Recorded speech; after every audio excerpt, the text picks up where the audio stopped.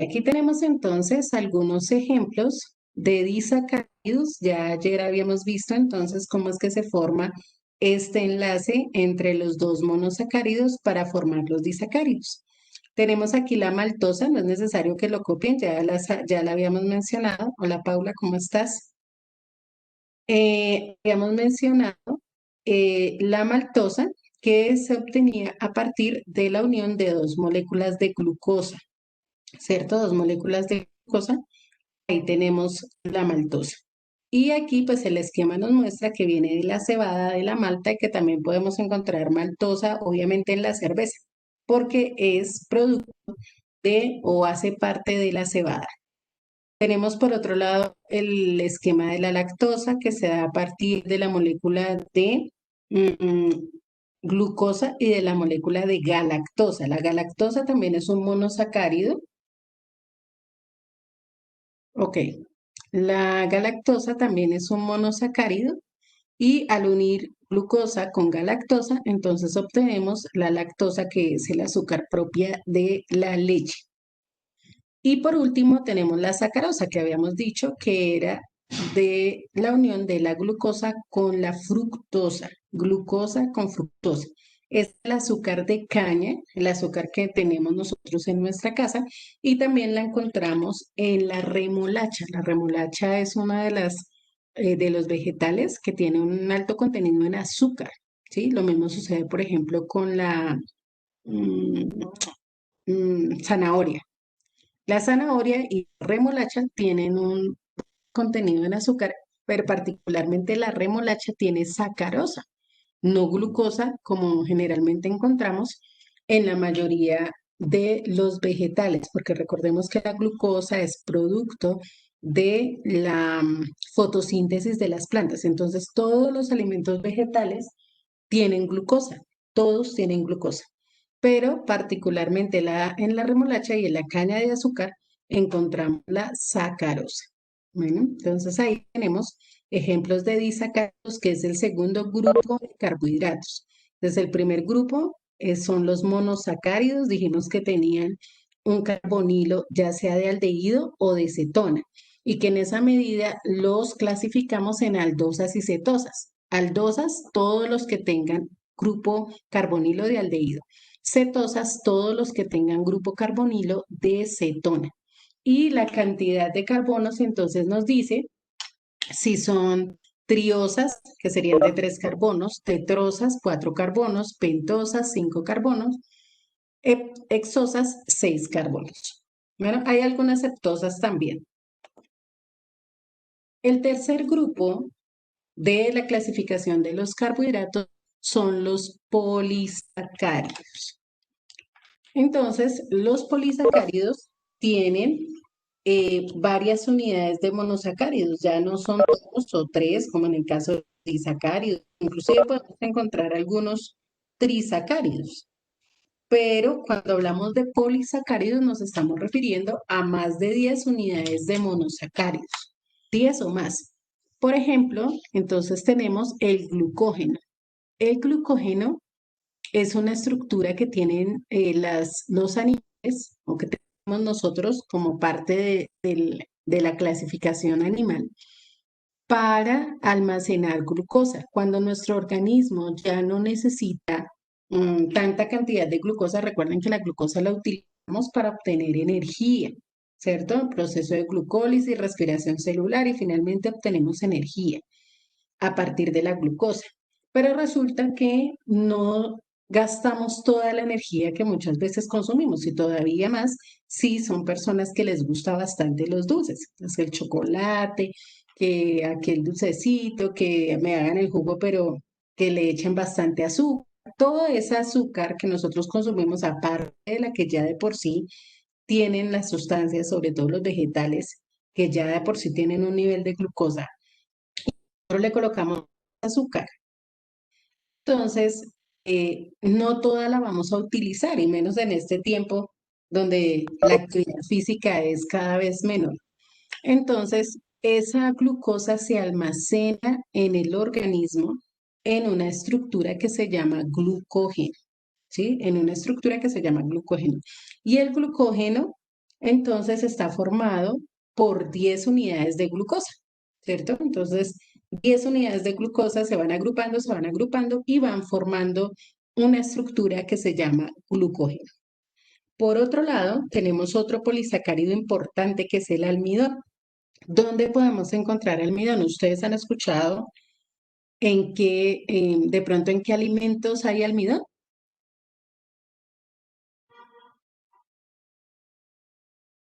El maíz. No, no es maíz, no. La maicena. Bueno, la maicena es elaborada a partir de cereales, pero la maicena como tal es un alimento procesado. Alimentos naturales donde podamos encontrar, muy bien, Mariana, la yuca. La yuca es uno de los alimentos naturales que contiene almidón, la papa también. Ahí, por ejemplo, tenemos el por qué cuando las personas hacen dietas les dicen que procuren si se van a comer una papa que sea solo una y ojalá no mezclada con arroz, porque ellos tienen almidón y el almidón tiene 25 unidades de glucosa juntos, ¿sí? Entonces el nivel de carbohidratos que tiene la papa, que tiene la yuca, es alto. Entonces, hay personas que les encanta y son 5 y 6 papas y más donde sean papas chorreadas. Entonces, cantidad de almidón que le están colocando al organismo y eso no tiene nada de malo, siempre y cuando la energía se gaste. El problema es que cuando no se gasta, pues él se acumula y entonces se convierte en gorditos, ¿sí? Eso es lo que sucede cuando no se gasta. ¿Se puede consumir? Claro que sí. O las personas que, bueno, tienen la ventaja de que así coman mucho, no suben de peso. Entonces, bueno, eso también es ventaja. Pero el almidón es una sustancia que está formada por 25 unidades de monosacáridos. Es decir, es azúcar, ¿sí? Es azúcar. Y la celulosa, que la celulosa generalmente la vamos a encontrar es en las plantas, tiene de 100 a 200 unidades de monosacáridos. La celulosa se encarga de constituir las paredes vegetales, los tallos, las hojas, de darle rigidez y estructura a las plantas. Por esa razón, en las plantas es donde más encontramos celulosa. Inclusive se considera que el algodón es una planta, el algodón es el fruto de una planta. Casi que podríamos decir que es 100% celulosa. O sea, el fruto del algodón es 100% celulosa. Y esa celulosa que producen las plantas es el componente principal del papel, ¿sí? El papel, este papelito que sale eh, de los tallos de las plantas, es celulosa, ¿sí? Principalmente es celulosa. Entonces, ahí tenemos el grupo de sustancias que se llaman polisacáridos. En el almidón hay dos componentes, o sea, se separan por grupos porque es que también tenemos moléculas supremamente grandes, ahí hablamos de 25, pero realmente podemos tener muchísimos monosacáridos juntos, ¿sí? Las moléculas de almidón también se pueden ir agrupando. Y en el almidón encontramos dos polisacáridos que son la amilosa y la amilopectina, ¿sí? Amilosa y amilopectina. Entonces ahorita vamos a mirar la amilosa. ¿Ya tomaron el apunte de esta parte o todavía? El dibujo no, únicamente acá, la parte de la letra.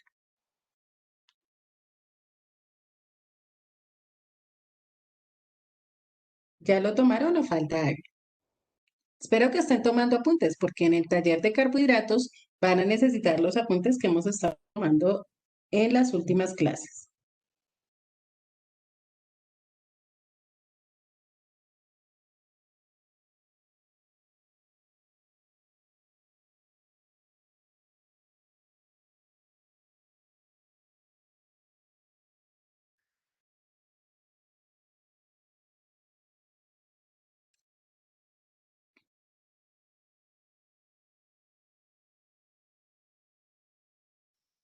Listo. Entonces, vamos a hablar de la amilosa. De cada uno de los carbohidratos estamos dando como algunos ejemplos.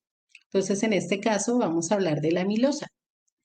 Les decía que es uno de los polisacáridos que componen al almidón, es decir, hace como parte del 20% del almidón. En el almidón encontramos amilosa y amilopectina, ya les había dicho.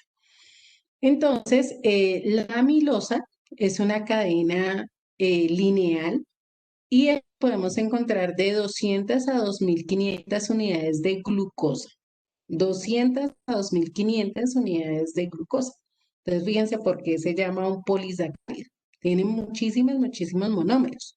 En este caso, monómeros de glucosa. Em, ok, permítanme un segundito, lo devuelvo. ¿Me avisas, Mariana?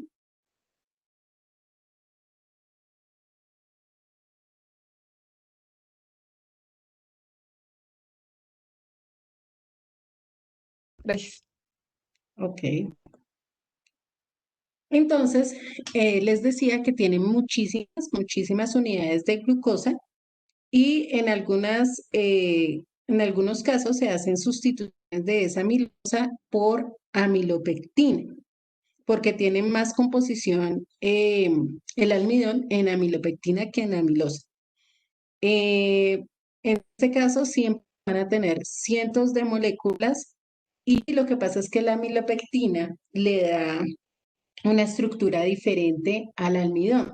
Y en vez de ser una molécula lineal, la amilopectina hace que empiece a tener torsiones, como a volverse circular o a volverse en términos de espiral.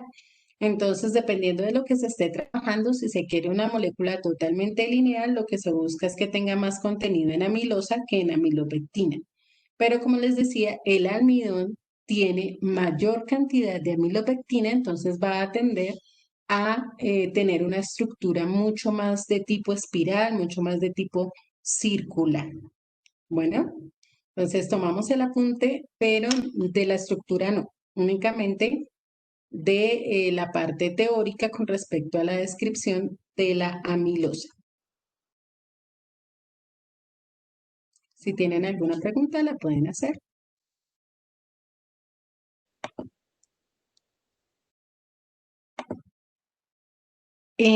Ahora entonces vamos a revisar qué propiedades físicas y qué propiedades químicas presentan los carbohidratos. En cuanto a las propiedades físicas, una de las cosas bien importantes tiene que ver justamente con la presencia de los grupos hidroxilo. Recuerden que los veíamos, por ejemplo, en la glucosa que presentaba 5 grupos hidroxilos diferentes. Eso hace que sean moléculas polares y que sean solubles en agua. Esa es la razón principal, por ejemplo, por la cual el azúcar es soluble en agua. Fíjense que son compuestos orgánicos.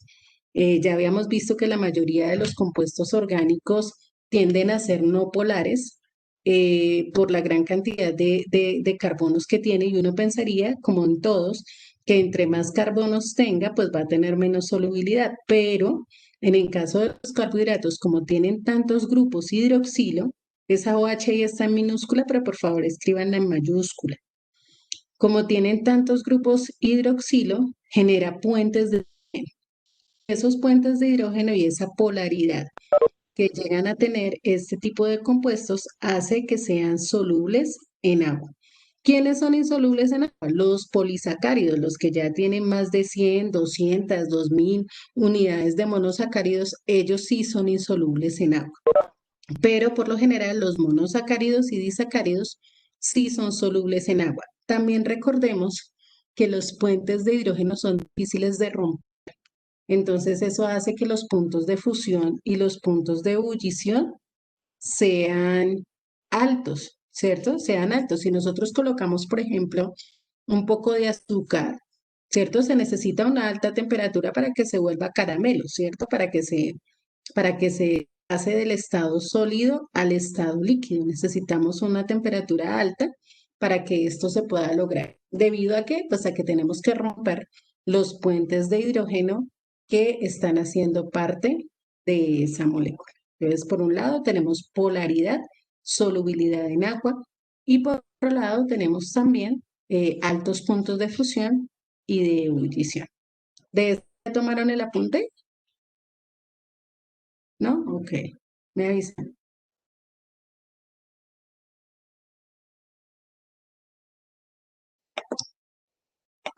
Entonces, otras propiedades físicas es que ellos son compuestos cristalinos, ¿cierto? Tenemos cristales de azúcar, ahí podemos darnos cuenta. Y a pesar de que no podemos fácilmente ver el almidón o ver la celulosa, en general ellos son compuestos de tipo cristalino. Ya les mencioné que tienen un alto punto de fusión debido a la gran cantidad de puentes de hidrógeno que hay en su estructura y que los carbohidratos simples, es decir, los monosacáridos y los disacáridos, tienen sabor dulce, pero los carbohidratos complejos no. O sea, si nosotros podemos sacar el almidón, que se puede extraer obviamente de la papa o de la yuca, el sabor de ellos no es dulce. O si usted se come una yuca, pues no le encuentra el dulce por ninguna parte, ¿cierto? Porque los carbohidratos complejos, los polisacáridos, no tienen sabor dulce.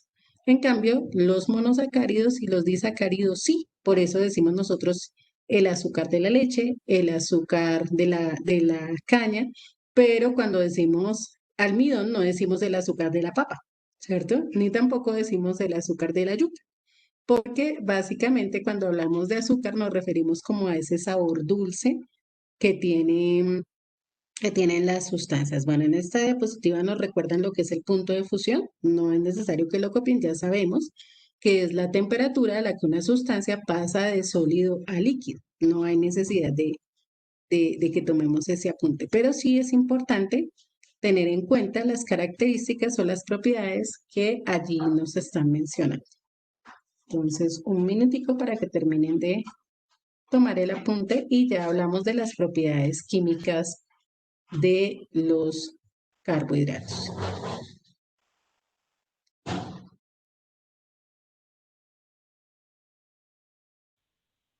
Bueno, dentro de los carbohidratos, obviamente, como son sustancias químicas, también vamos a encontrar reacciones, ¿cierto? También presentan reacciones. Entonces, una de las reacciones de los carbohidratos es la reacción de oxidación. Se pueden oxidar justamente porque tenemos un grupo aldehído, ¿cierto? Entonces es una reacción propia de los aldehídos se oxidan y en este caso en presencia de bromo y agua, ¿cierto? Una solución de bromo y agua y con en amoníaco y plata nos van a generar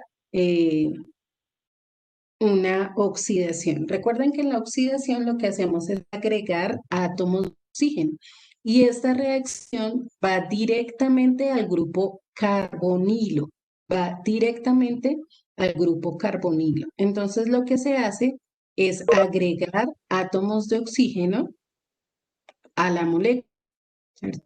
Agregamos átomos de oxígeno a la molécula pasando de tener un grupo aldehído a un grupo carboxilo.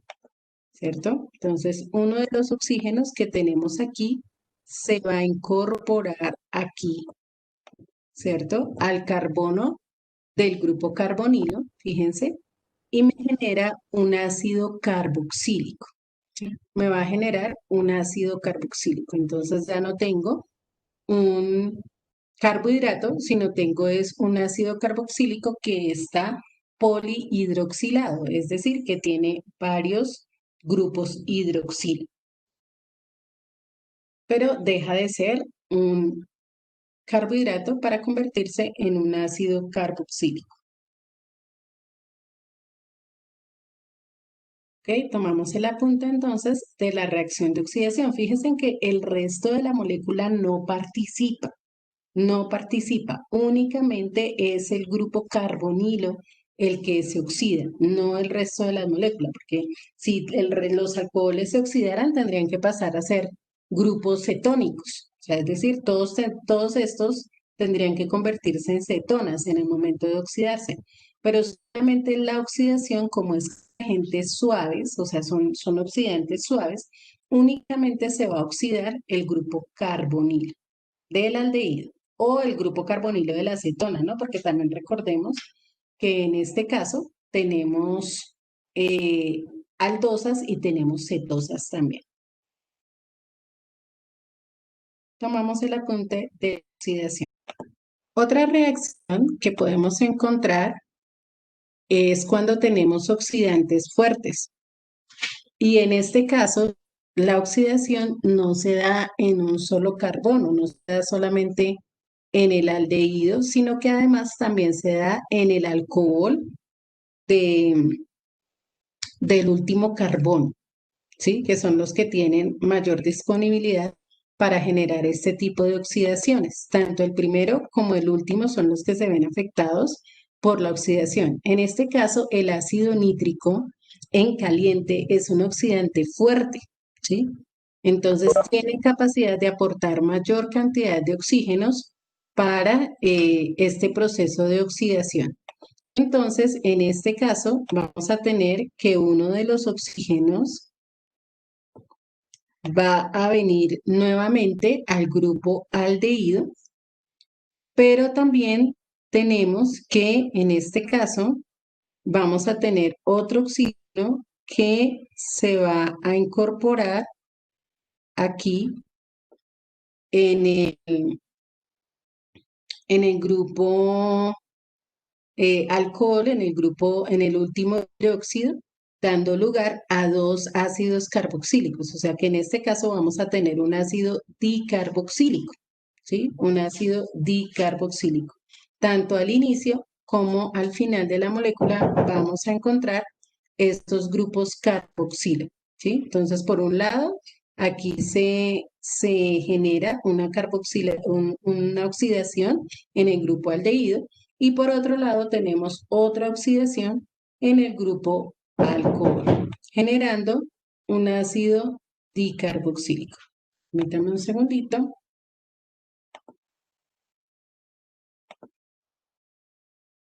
Y tenemos la formación de un ácido dicarboxílico polihidroxilado.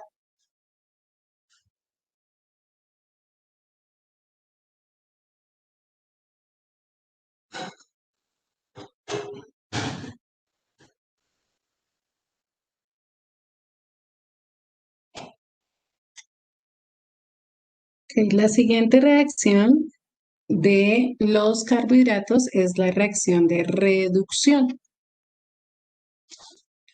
En el caso de reducción, se pueden reducir tanto los aldehídos como las cetonas, ¿no? Reducción de aldehídos y reducción de cetonas. Recordemos que la reducción de aldehídos y cetonas da lugar a alcoholes, ¿sí? Porque en este caso adicionamos hidrógeno. En la oxidación adicionamos oxígeno, en la reducción lo que hacemos es adicionar hidrógenos y se utiliza el, el NaBH4 como reductor, ¿cierto? Que es el hidruro de sodio y boro, ¿sí? Hidruro de sodio y boro. Lo utilizamos o también a veces se utiliza el hidruro de litio y aluminio para poder hacer esa reducción. Se forman unas sustancias que se llaman alditoles, ¿sí? Alditoles. Entonces, miramos aquí cuál es el mecanismo.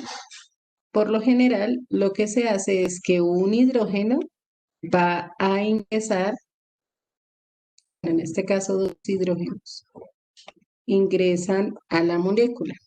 Uno va a unirse aquí al oxígeno y el otro va, bueno, uno con el carbono y otro con el oxígeno, generando el CH2OH, ¿sí? CH2OH, que corresponde alcohol, ¿cierto? A un alcohol.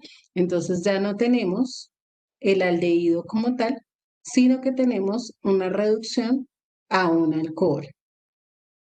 Y en el caso de una acetona, en el caso de una cetosa, digámoslo así, entonces el hidrógeno va a ingresar de igual manera uno al carbono, ¿cierto? Y otro al oxígeno. Uno al carbono y otro al oxígeno, de tal manera que nos queda CH y OH, también dando lugar a un alcohol y en este caso tenemos la reducción de las cetosas. Estas son reacciones normales de aldehídos y cetonas. Los aldehídos y las cetonas se pueden reducir agregando hidrógenos utilizando hidruros. Entonces, si tenemos una aldosa, entonces reducimos el grupo aldehído. Si tenemos una cetosa, se reduce el grupo cetona. ¿Una pregunta está ahí? Ok, tomamos entonces el apunte correspondiente. Bueno, listo chicos, entonces con esta reacción cerramos por el día de hoy. Nos queda una que es la reacción de esterificación, pero pues ya el tiempo no nos da para verla completamente, entonces en la próxima clase veríamos esta reacción y en la clase del jueves, entonces vemos la reacción de esterificación y hacemos en la clase o iniciamos en la clase el taller relacionado con carbohidratos. O sea, ya con esa parte daríamos por finalizado el tema de carbohidratos y realizamos entonces el taller correspondiente para que entonces estemos preparados para el trabajo en clase del día jueves. Que tengan excelente resto de día, chicos. Que Dios los bendiga. Juiciosos. Besitos para todos. Chao, chicos.